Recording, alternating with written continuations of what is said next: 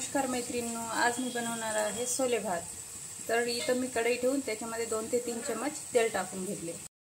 तर आपले इथं तेल झालेले आहे गरम। त्याच्यात टाकणार मी 2 विलायची, कलमी आणि तेजपत्ता, जीरा।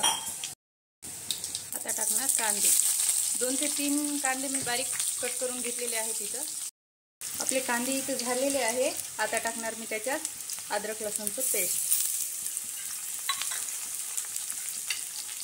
आणि हिरवी मिरची, 4 ते 5 हिरवी मिरची मी इथं कट करून। आता टाकणार त्यात कढीपत्ता, टमाटे। आता टमाटे छान मिक्स करून घेणार। हे टमाटे इथे झालेले आहे। आता टाकणार मी त्याच्यात पाव चमच हळद, 2 चमच चटणी पावडर,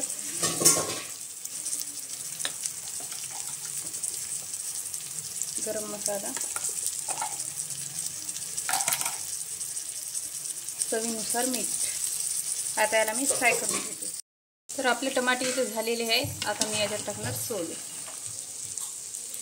आपले सोले झालेले आहे तिथं परतून। आता मी त्यात टाकणार तांदूळ टाकून छान फ्राय करून घेणार आहे।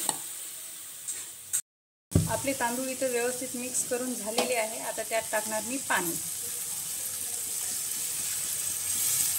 पाणी टाकून याला 10 ते 15 मिनिटांसाठी झाकण लावून ठेवणार।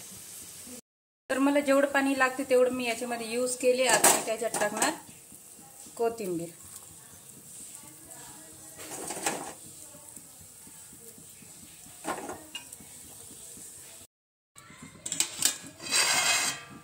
तर इथं आपला सोले भात झालेला आहे रेडी।